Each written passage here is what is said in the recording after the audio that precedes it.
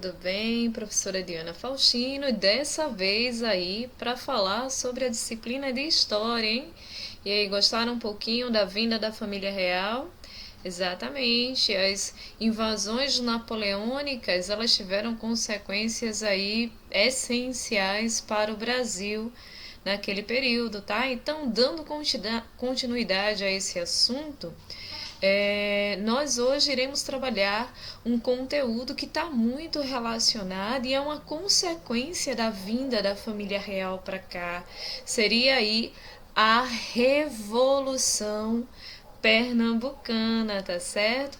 A Revolução Pernambucana, ela ocorreu aí em 6 de março de 1817, a chamada Revolução de 1817. E ela se configura aí com a presença de homens bem destemidos que enfrentaram a coroa portuguesa, certo? E assumiram o poder de Pernambuco. Então, durante cerca de 74 anos, durante esse período, Pernambuco ele foi aí separado do Brasil, né? Pode ser considerado aí um estado autônomo. Naquela época ainda não eram chamados de estados, eram as províncias. Então Pernambuco aí acaba tendo esse caráter separatista, juntamente aí com a Revolução Pernambucana de 1817. Mas para a gente entender todo esse contexto, vamos ver um vídeo que vai retratar aí um pouquinho de todo o histórico anterior que levou aí a Pernambuco no 6 de março a ocasionar aí essa questão da revolução, o porquê aí houve essa necessidade de acontecer, tá certo? Então vem comigo, vamos aí entender um pouquinho desse contexto. Dom João VI, certo? rei de Portugal, chegou ao Brasil fugindo das tropas de Napoleão Bonaparte e trazendo uma corte de quase 15 mil pessoas. Manter os luxos de toda essa gente no Rio de Janeiro tinha um alto custo. Um dos primeiros decretos de João VI criava mais impostos sobre a produção e estabelecia que só os portugueses poderiam distribuir mercadorias para os comerciantes. Logo em seguida, Dom João VI resolveu aí iluminar todas as ruas do Rio de Janeiro. Projeto aí caríssimo, tá? Que veio aí a ser pago, né, por todos os brasileiros mediante a cobrança de mais impostos. 2 anos antes, uma grande seca atingiu o Nordeste, ocasionando uma drástica queda na produção de açúcar e de algodão. Esses produtos eram a base da economia pernambucana. Ao mesmo tempo, surgiram concorrentes: os Estados Unidos, fornecendo algodão, e a Jamaica, produzindo açúcar. Resultado: o preço despencou e gerou uma grande recessão na colônia. Crescia a insatisfação com a corte, insatisfação dos comerciantes, que só podiam comprar dos fornecedores e caixeiros portugueses, que cobravam preços acima do mercado, dos senhores de engenho, que viram o lucro despencar por conta da crise do açúcar e do algodão, dos militares, que jamais conseguiriam chegar ao posto de capitão ou a patentes mais altas, cargos que passaram a ser destinados apenas aos portugueses, e insatisfação da população, que sofria com a crise econômica e a inflação crescente. A revolta ganhava força. As lojas maçônicas tiveram uma grande influência na eclosão da Revolução de 1817. Não se podia falar de política abertamente nas ruas. Mesmo as sociedades secretas, como a maçonaria, apenas se reuniam nas casas dos seus integrantes. Com as ideias do iluminismo avançando na Europa, estimuladas pela Revolução Francesa e pela maçonaria no Brasil, novos valores humanistas não tardaram a chegar a Pernambuco. A cada dia, crescia o número de simpatizantes dos conceitos de igualdade, liberdade e fraternidade. Nos seminários de Olinda, os padres ensinavam os ideais de liberdade, igualdade e fraternidade, fazendo com que aqueles pontos fossem pontos aí importantes, tá, de pessoas formadoras à Revolução. 6 de março de 1817. Precipitadamente, no final da manhã deste dia, começou a Revolução, cuja eclosão estava inicialmente prevista para a Semana Santa. A ideia era mobilizar também outras colônias, como Rio de Janeiro, Bahia, Rio Grande do Norte e Ceará. Mas o governador de Pernambuco, o português Caetano Pinto, recebeu denúncias de que estavam tramando contra a coroa e mandou prender os suspeitos. E aparece uma lista na qual figuram, entre outros, o comerciante Domingos José Martins, o padre João Ribeiro, um oficial de artilharia chamado Domingos Teotônio Jorge, um outro oficial do quartel de artilharia, o José de Barros Lima, o Leão Coroado, né? E todo um conjunto de pessoas, né, que se reunia secretamente, ora em casa de um, ora em casa de outro, ora na casa de Domingos José Martins, às vezes na casa do próprio Cruz Cabugá, né? E então ele decide mandar prender esses sujeitos. Foram detidos inicialmente o padre João Ribeiro e o médico Vicente Peixoto, o advogado José Luiz Mendonça e o juiz Antônio Carlos, os comerciantes Domingos Martins e Antônio da Cruz Cabugá, todos recolhidos à cadeia pública, localizada no prédio que hoje abriga o Arquivo Público Estadual. O português Joaquim Barbosa de Castro reuniu as tropas e acusou todos os capitães pernambucanos de autotraição. Logo, José de Barros Lima, também conhecido como o Leão Coroado, ficou extremamente indignado com essa decisão do brigadeiro e o convidou a um duelo. Desafiou aí ele a um duelo, ao qual a espada do Leão Coroado travou-lhe ao peito uma imensa ferida, tá? Fazendo aí com que o capitão viesse a morrer. Então, quando a espada fere o brigadeiro, é como se diz, houve o ferimento do absolutismo. O brigadeiro era o absolutismo, a espada era exatamente o Estado republicano. Então a república é a espada, embora que a espada seja também a contraface da morte. Mas ali ela está representando a interface da vitória. Antes que os portugueses conseguissem tomar qualquer providência, os militares pernambucanos declararam o início da Revolução. Seguiram rapidamente rumo ao Palácio do Governo para prender o governador Caetano Pinto. Juntaram as armas disponíveis, inclusive um canhão de pequeno porte, e seguiram. Caetano Pinto já havia escapado de barco pelo rio Capibaribe. Não houve combate naquele momento. Forte do Brum, maior e mais equipado da colônia, ainda não havia caído nas mãos dos revolucionários, né? E foi lá que se refugiou o governador deposto. Lá haviam aí soldados muito bem treinados, comandantes aí da mais alta patente portuguesa, tá? Então, o que foi que os revolucionários fizeram?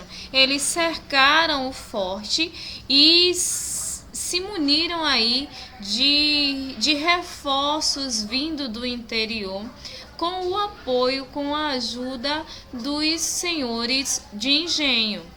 As tropas tomaram posição. De um lado, centenas de portugueses fortemente armados e guarnecidos com um grande canhão. Do outro, dezenas de pernambucanos com um pequeno canhão. Mas o capitão Leão Coroado era um competente artilheiro e, com o pequeno canhão, acertou a base inimiga, abrindo caminho para o ataque dos revolucionários. Estava vencida a primeira batalha. Viva a pátria! Abaixo a tirania real! Viva a revolução! Viva Pernambuco! Viva o Brasil! Em apenas um dia, o movimento tomou o controle dos bairros do Recife, Santo Antônio e Boa Vista, com a perda de apenas 50 homens.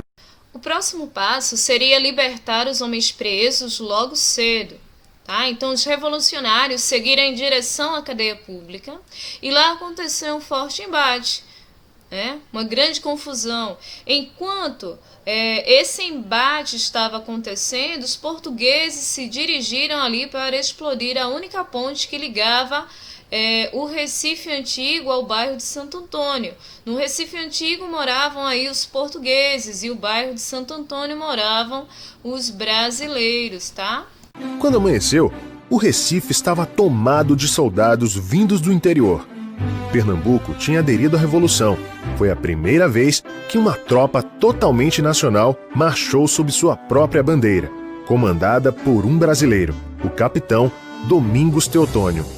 Em vez de tomar o Forte do Brum à força, o que resultaria numa sangrenta batalha, os revolucionários propuseram a seguinte negociação: nada aconteceria com a população portuguesa e o governador deposto Caetano Pinto poderia embarcar livremente para o Rio de Janeiro. Como não tinha tropas suficientes para resistir, ao governador não restou outra alternativa a não ser aceitar os termos e embarcar num navio no porto do Recife. Nesse momento, a cidade inteira começa a receber a notícia do que está acontecendo, não pela mídia eletrônica como ocorreria hoje, mas sim pelos sinos das igrejas. Os sinos das igrejas começam a tocar rebate, que era um toque de alerta, um toque de emergência. E aí as pessoas começam a saber que alguma coisa está acontecendo e os gritos da multidão falam que está em curso uma revolução contra o governo. O que passou então a se ver nas ruas do Recife foi uma festa, principalmente dos negros e dos pobres. Centenas de maracatus começaram a desfilar, manifestação cultural africana que era proibida na administração portuguesa. O colegiado de governo foi formado pelo padre João Ribeiro Monteiro, representante dos religiosos, pelo capitão Domingos Teotônio, representando os militares, pelo senhor de engenho Manuel Corrêa de Araújo, representante dos agricultores, por José Luiz Mendonça, advogado que representava a classe jurídica, e por Domingos José Martins, representando os comerciantes. Para ocupar a secretaria do governo, foi convocado o padre Miguelinho, e para cuidar das finanças, o comerciante Antônio da Cruz Cabugá. Constituído o governo, se organiza o organizar é que dá inclusive o nome à lei orgânica.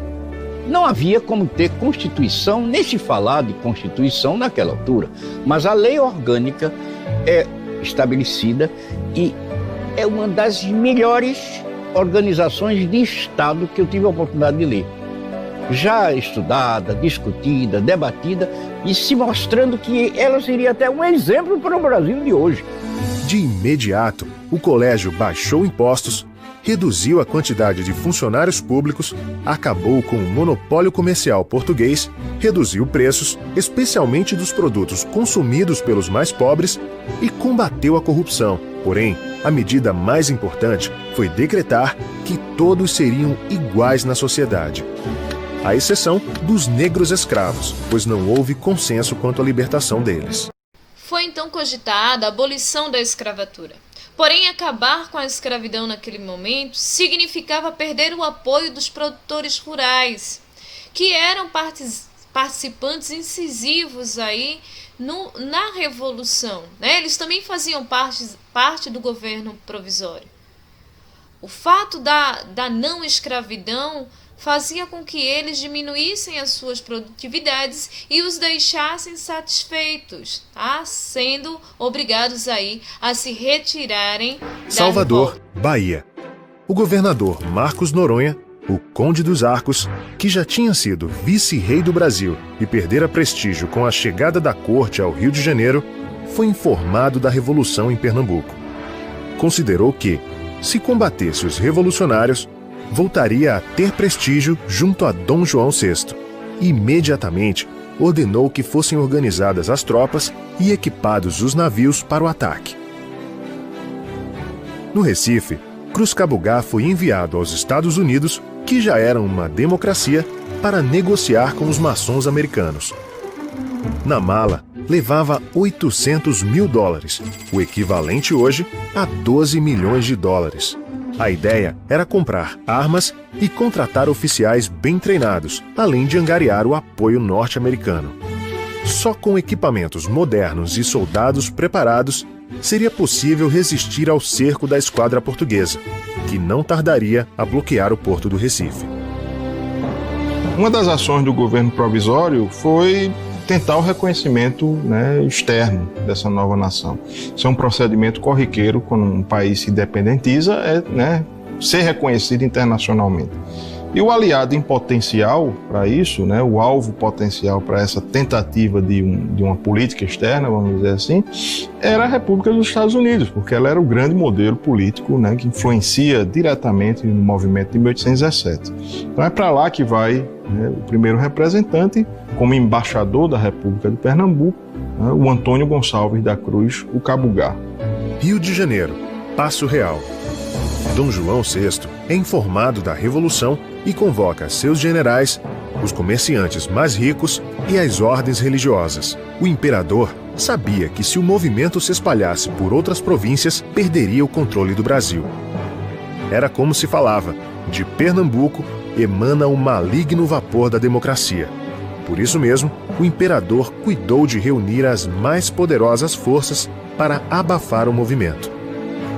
No Recife, os rebeldes tentam convocar mais revolucionários para combater as tropas portuguesas e animar a população.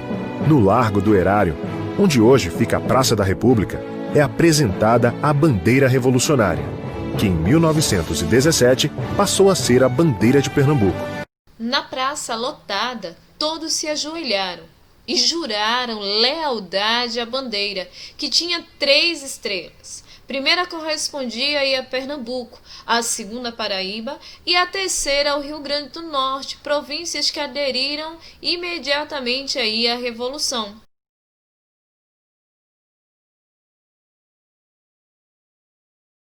A bandeira de Pernambuco é parte dessa história. Gente, nossa bandeira foi criada na Revolução de 1817. E no dia 2 de abril, ela foi apresentada onde hoje fica a Praça da República. Eram 3 estrelas, porque também tinha a da Paraíba e Rio Grande do Norte. E 100 anos depois, em 1917, foi adotada oficialmente pelo governador Manuel Borba. Essa bandeira é uma das mais bonitas. O azul representa a grandeza do céu pernambucano. O branco, a paz. O arco-íris, a estrela e o sol representam a união de todos. A cruz, a fé na justiça e no entendimento. E vocês, assim tão sabidos, representam o meu orgulho. Vou até costurar os figurinos da peça. Revolucionou, vó!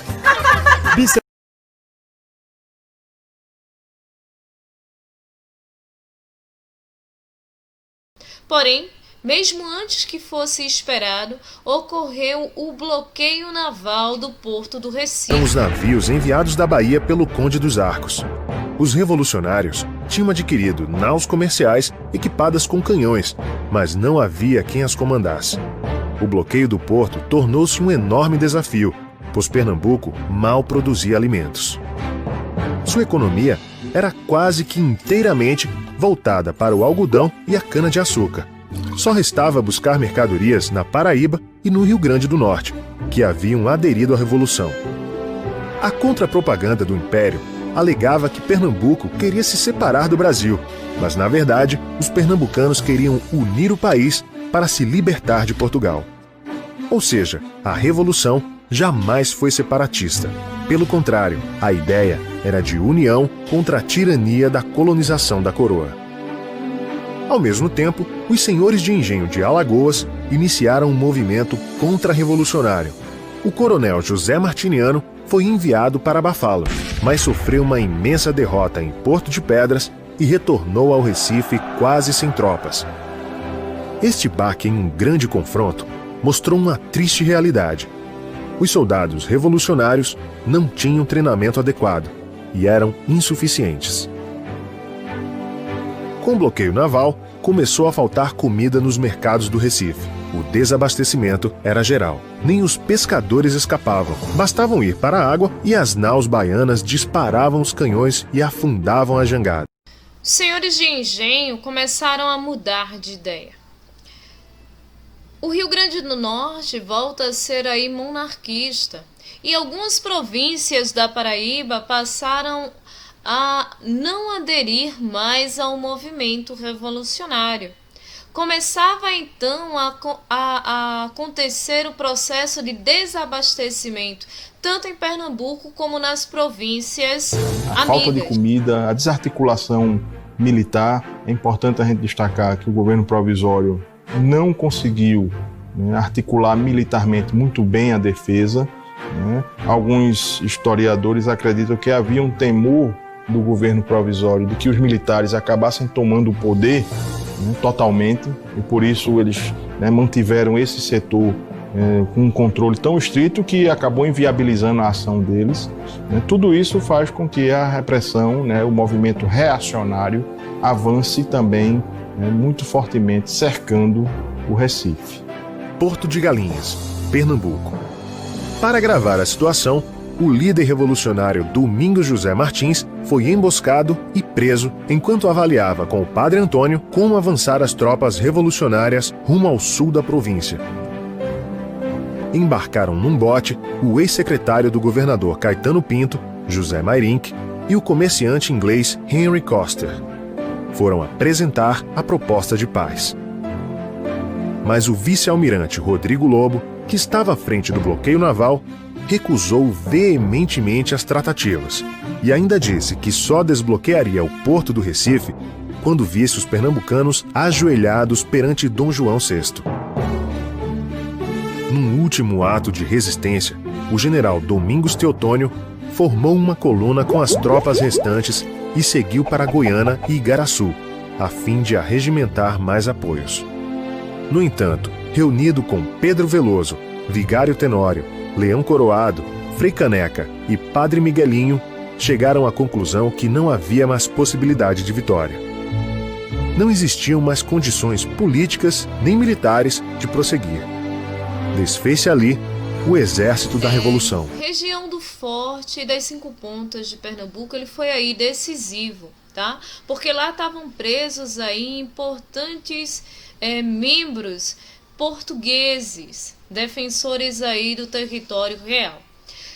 O que acontece? Cerca de 8.000 homens provenientes da Bahia cercaram Pernambuco, tá? Invadiram o forte, libertaram aí os soldados. Fato esse que deixou livre aí o caminho para que as tropas do exército português chegassem a Pernambuco, cercassem a região e tomassem Recife. Só então, o vice-almirante Lobo desembarcou e assumiu o governo em nome da coroa. Seu primeiro decreto: quem entregasse os que eram denominados de traidores receberia 400 réis de premiação. Se fosse escravo, a denúncia representaria liberdade imediata. Um a um, vão caindo os revolucionários. Ao final, a repressão implacável contra os revolucionários resultou em mais de 1.600 mortos e feridos e cerca de 800 degredados. Outros milhares foram vítimas de sucessivas devassas. Como represália, Pernambuco perdeu parte de seu território ao sul, onde se formou uma nova colônia, a de Alagoas. Presente da coroa para os senhores de engenho e aristocratas que permaneceram fiéis a Portugal durante a Revolução de 1817. Mataram todos os líderes, mas as ideias não se matam. Nós podemos ver que em qualquer estado de força, você destrói os líderes. São os primeiros os homens cultos a caírem, a serem presos, a serem destruídos em suas ideologias, mas elas não morrem. Elas sobrevivem, elas convivem porque elas fazem parte da própria unidade que é o ser humano, ser livre. Esse foi aí o desfecho, né, da Revolução Pernambucana, tá certo? Pernambuco, né, puderam perceber que se tornou independente por 74 dias. Eu sei que lá no início do vídeo eu falei 74 anos, mas pelo amor de Deus, foram só 74 dias, se configurando aí como uma revolução separatista, tá certo? Pernambuco, né, que vai ter aí uma importância histórica para o Brasil muito forte, pois vai ser aí uma das áreas de maior produtividade da cana-de-açúcar no período do Brasil colonial, tá certo? E esse resquício aqui vai ocasionar aí a Revolução Pernambucana, como os senhores bem puderam ver. Puderam ver também que foi nesse momento que a bandeira de Pernambuco, ela foi constituída, tá certo? Como vocês podem ver aqui atrás, né? A nossa bela bandeira de Pernambuco, mostrando essa questão da resistência, né, das pessoas pernambucanas que querem tornar Pernambuco ascendente novamente, tá? Espero que vocês tenham gostado da mescla dos meus comentários, juntamente aí com os comentários, né, do vídeo e do documentário, tá certo? Uma boa aula para os senhores e fiquem com Deus. Um beijão, até a próxima, tchau!